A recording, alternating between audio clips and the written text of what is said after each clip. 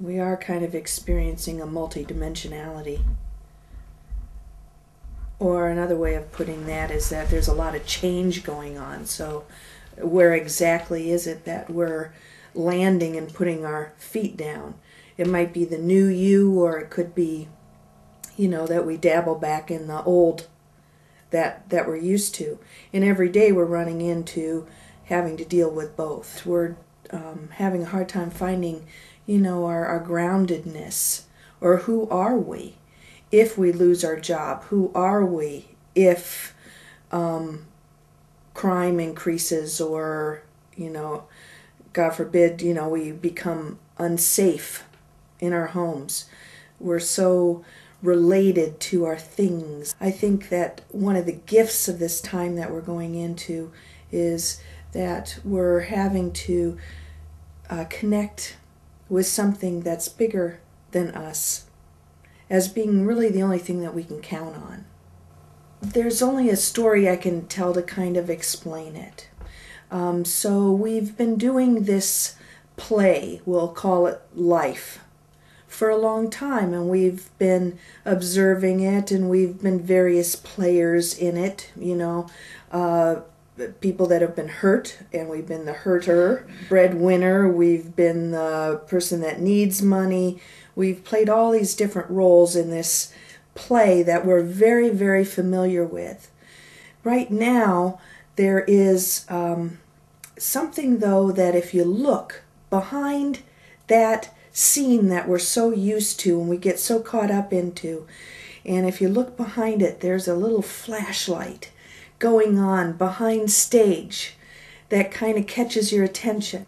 Shadows of new players. You can't tell quite yet if they're men or women or what their roles are. But it's beginning to attract your attention because the old play is so worn out, so does not serve what is needed so deep inside. So to be aware, like connecting to that higher power or that something or other that's greater than our everyday activities, requires us to pay attention behind the scenery for something that is shining a light. Decide on a language that one wants to connect with that something greater. So whether it be taking a walk outside, I saw an eagle by the downtown rivers a couple days ago, and that was like, okay, that is a sign, or that's something that really touched me deeply, that I would not have ordinarily noticed had I not been looking behind the scenes. Also, too, I had set up in a way that I would be willing to listen to nature as a connection or as a language that God can speak to me. For a while I was into analyzing my dreams, so I felt like God and I had an arrangement that I was going to use that as a mutual language and pay attention there. There was a big period of life where I had to pay attention to what my workplace was bringing to me. Rather than struggling with it, I decided to observe it and to learn from it, and decided that that was a common language, that I was being taught and being told how to be in the world through my experiences, and I just decided that I was going to put them in a sacred place and pay attention to those signs or those things that were happening so that I could feel a little more connected, like there was something bigger going on than, the everyday stuff.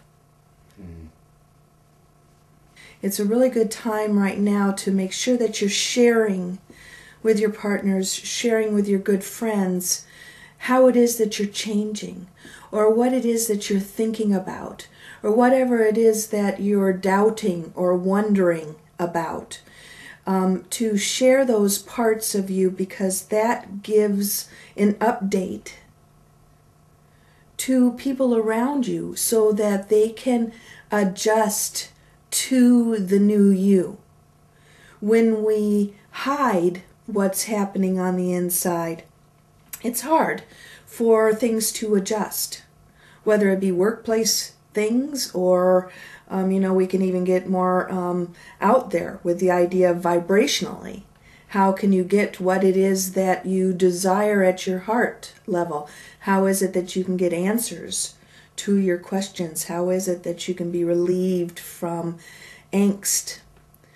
If there's no indication to the outside world, what is really your truth in any one moment?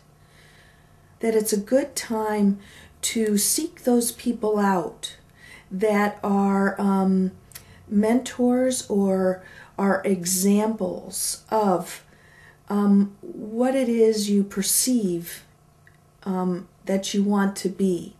I'm not talking about details, but I'm talking more about a philosophy of life or a way of being in the world that is comforting and confident and whatever it is that you might be seeking.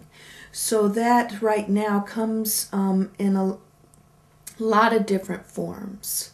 But one of the major ones is that there are quite a few people that have been walking a spiritual path or walking a path of consciousness or walking a path of self-realization, whatever level makes the most sense. I don't want, the words I choose to get in the way. Adjust the words so that it fits. But to tap into those people that have been there, those people that have come through storms and show a certain air about them, that no matter what happens in the world, because we are headed for change, and we can discuss that, what kind of change, and there's all sorts of debates about that. But I believe that there are people out there that you can look up to, get appointments with, chat with, that have tools, but also are living in a way that help to make life more of an adventure type of feeling, rather than, oh no, what's around the next corner. Make the world, rather than, a boogeyman, what's going to clobber me next, to what is going to be exciting that is coming around the corner. We're really upon a renaissance here, where creativity is boundless. I take responsibility for my own energy field, and I get that into balance, rather than seeking out solutions. I allow the balance to return, which usually happens easiest in a quiet space. I do readings, and I also do some speaking engagements, and mostly use my voice in what I talk about to help people to heal or to change an attitude, or I think to sum it up is to help people to be aware of actions that they can take to bring more joy into their life, more love into their life. So I make myself available for information that needs to come through, an instrument of God's work. And through that process, I've noticed that the gift that I give to people is that they're able to more easily see life in a friendly manner, to maybe have a big picture overview of why certain circumstances are happening that make it a little easier to cope. What steps might be taken to ease the pathway spiritually.